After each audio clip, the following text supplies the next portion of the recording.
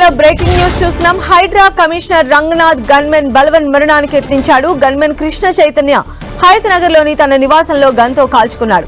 గమనించిన కుటుంబ సభ్యులు వెంటనే ప్రైవేట్ ఆసుపత్రికి తరలించారు. ప్రస్తుతం గన్మెన్ ఆరోగ్య పరిస్థితి క్రిటికల్ గా ఉంది.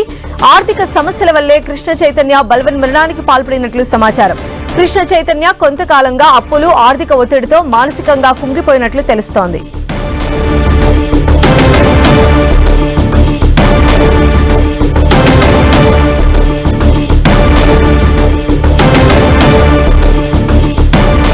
సో పోలీసులు ప్రెజెంట్ దీనికి సంబంధించి కేసు నమోదు చేసి అన్ని కోణాల్లో కూడా దర్యాప్తును చేపట్టారు. మరిన్ని అప్డేట్స్ తెలుసుకుందాం. మా ప్రతినిధి కిరణ్ మనకు అందుబాటులో ఉన్నారు. కిరణ్, సంధ్య, ఎయిర్ కానిస్టేబుల్ కృష్ణ చైతన్య అప్పుల భారంతో తన వెపన్ తో ఆత్మహత్యకి యత్నం చేశాడు. ఇక ఈ ఘటనకి సంబంధించి కూడా హయత్ నగర్ లో చోటు చేసుకుని హైడ్రా కమిషనర్ రంగనాథ్ వద్ద గన్మెన్ గా పనిచేస్తున్నట్లుగా తెలిసింది. ఈ ఘటనకి సంబంధించి కూడా గడిచిన కొద్ది రోజులుగా ఆర్థిక సమస్యలతో ఇతడు కొంత కొట్టుమిట్టాడుతుంటది. అందులో భాగంగానే తన వద్ద ఉన్న సర్వీస్ రివాల్వర్తో కాల్చుకొని ఆత్మహత్యానికి చేసినట్టుగా తెలిసింది. ప్రస్తుతానికైతే అతడి పరిస్థితి చాలా విషమంగా ఉన్నట్టు తెలిసింది. వెంటనే ఆ సమాచారం అందుకున్న ఆయన బంధువులు స్థానిక ప్రైవేట్ ఆసుపత్రికి తరలించడం అయితే జరిగింది. ప్రస్తుతానికైతే ఇప్పుడు హాస్పిటల్లో అతడికి అత్యవసర చికిత్స కూడా అందిస్తున్న పరిస్థితి కనిపిస్తుంది. ఇక మనకు అందుతున్న సమాచారం ప్రకారం అయితే బెట్టింగ్ యాప్లు బానిసై భారీగా అప్పులు చేసినట్టుగా తెలుస్తుంది. అందులో ఆ కారణంగానే అతడు తన వద్ద ఉన్న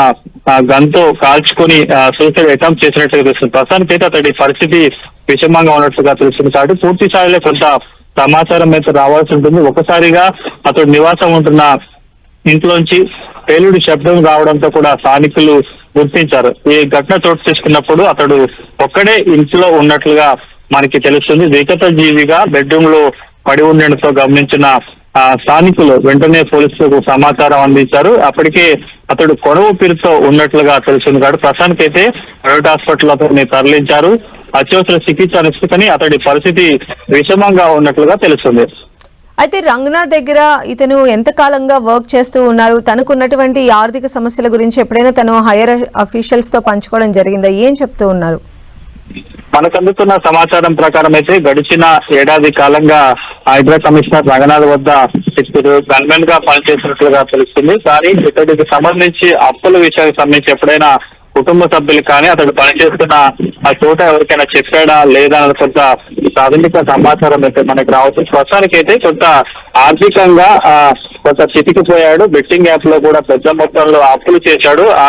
గడిచిన కొద్ది రోజులుగా కొంత ఆర్థికంగా ఇబ్బంది పడుతూ మానసికంగా కూడా తీవ్ర ఇబ్బంది పడుతున్నట్టుగా ప్రస్తుతానికి తెలుస్తున్నట్టు. పూర్తి స్థాయిలో కృష్ణ చైతన్య ఆత్మహత్యకు సంబంధించి ఆర్థిక కారణాలైనా ఇంకా లేకపోతే వ్యక్తిగత కారణాలు ఏమైనా ఉన్నాయన్న కోణంలో కూడా ప్రస్తుతానికైతే పోలీసులు కేసు నమోదు దర్యాప్తు ప్రస్తుతానికైతే అతడి పరిస్థితి చాలా విషమంగా తెలుస్తుంది. ఎందుకంటే అతడి సర్వీస్ వాళ్ళతో పాయింట్ బ్లాక్ లో పెట్టుకుని కాల్చుకున్నాడు కాబట్టి కొంత పరిస్థితి విషమంగా ఉన్నట్లుగా మనకైతే తెలుసు. ప్రస్తుతానికైతే అత్యవసర చికిత్స అందిస్తున్నారు. అతనికి సంబంధించిన పరిస్థితి ఎట్లా ఉంది ఏంటన్న సమాచారాన్ని కూడా వైద్యులు మరికొద్ది సేపట్లో ప్రకటించే అవకాశం అయితే కనిపిస్తుంది. అంటే ప్రాణాలు తీసుకునేంత ఆర్థిక భారంతోనే ఉన్నాడని అనుకోవచ్చా? అంటే ఎంత మేర అప్పులు ఉన్నాయని కుటుంబ సభ్యులు ఏమైనా చెప్తూ ఉన్నారా?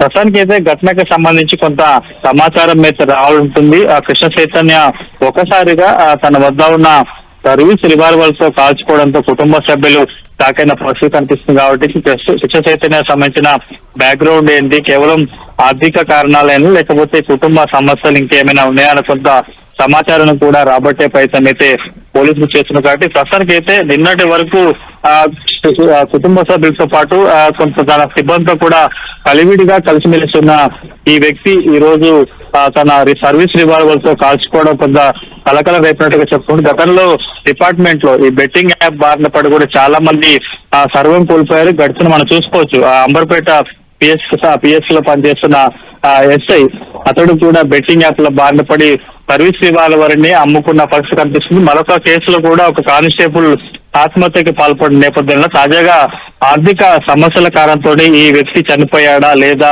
ఇంకేమైనా కారణాలనే సమాచారాన్ని కూడా పోలీసులు రాబట్టే ప్రయత్నం అయితే చేస్తున్నారు.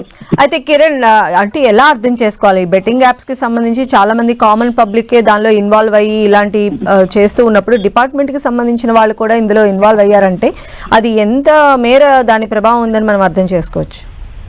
గడిచిన కొద్ది రోజులుగా తెలుగు రాష్ట్రాల్లో బెట్టింగ్ మహమ్మారితో కూడా చాలా మంది సర్వం కోల్పోయిన పరిస్థితి కనిపిస్తుంది. ఇప్పటికే పోలీసులు ఈ బెట్టింగ్ యాప్ సంబంధించి కావచ్చు కొంత జాగ్రత్త కావాలంటూ అవేర్నెస్ కల్పిస్తున్నారు. కానీ పోలీస్ డిపార్ట్మెంట్ లో సంబంధించిన పలువురు అత్యాశతో ఈ బెట్టింగ్ యాప్ లో